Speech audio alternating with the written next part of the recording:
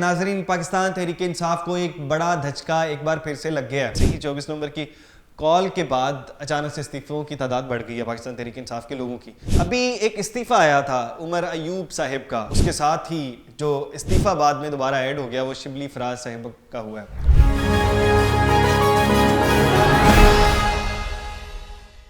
अस्सलाम वालेकुम, पाकिस्तान खबर के साथ मैं हूं हमजा जावेद। नाजरीन, पाकिस्तान तहरीक इंसाफ को एक बड़ा धचका एक बार फिर से लग गया है। अभी एक इस्तीफा आया था उमर अयूब साहिब का, तो उसके साथ ही जो इस्तीफा बाद में दोबारा ऐड हो गया वो शिबली फराज साहिब का हुआ है। उमर अयूब साहब ने क्यों इस्तीफा दिया था? वो कौमी असम्बली के अपोजिशन लीडर थे।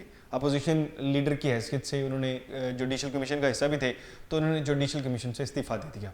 तो बहरहाल उनका इस्तीफ़ा पाकिस्तान तहरीक इंसाफ के बहुत से लोगों के लिए हैरानकुन था और आम आवाम के लिए भी हैरानकुन था, क्योंकि जैसे ही 24 नवंबर की कॉल के बाद अचानक से इस्तीफ़ों की तादाद बढ़ गई है पाकिस्तान तहरीक इंसाफ के लोगों की।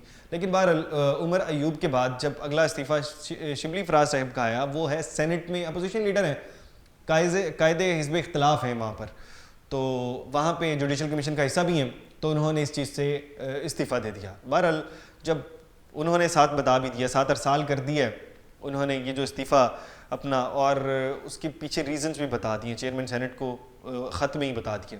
उस ख़त में उन्होंने कहा कि ये जो इस्तीफ़ा मैं इसलिए दे रहा हूँ कि मेरे ऊपर बहुत सी FIRs हैं, FIRs की तादाद बहुत ज़्यादा है। उसके अलावा मुझे बार बार अदालतों में जाना होता है, अदालतों में बहुत ज़्यादा केसेस मेरे लगे हुए हैं, तो मुझे प्रॉपर वक्त देना होता है अपनी FIRs को भुगतने में, अपने केसेस को भुगतने में, तो इसलिए मैं उनको प्रॉपर टाइम नहीं दे पा रहा हूँ।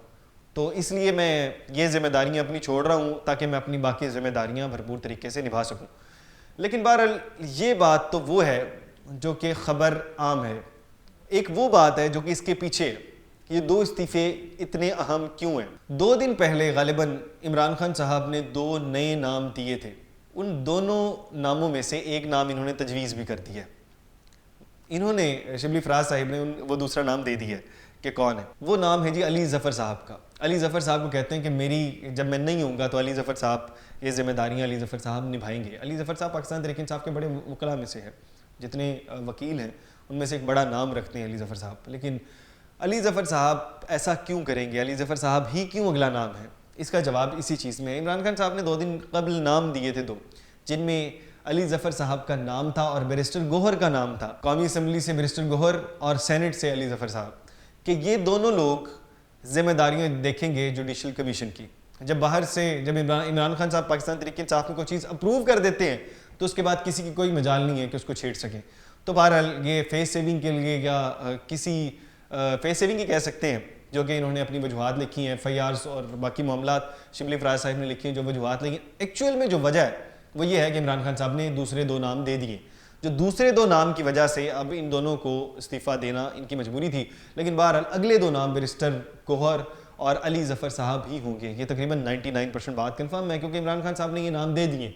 बाकी बहरहाल आप क्या सोचते हैं बैरिस्टर गोहर और अली ज़फ़र के बारे में कमेंट बॉक्स में ज़रूर बताइएगा। इसी के साथ अपने मेज़बान हमजा जावेद को दीजिए इजाज़त। अल्लाह ने के बाद।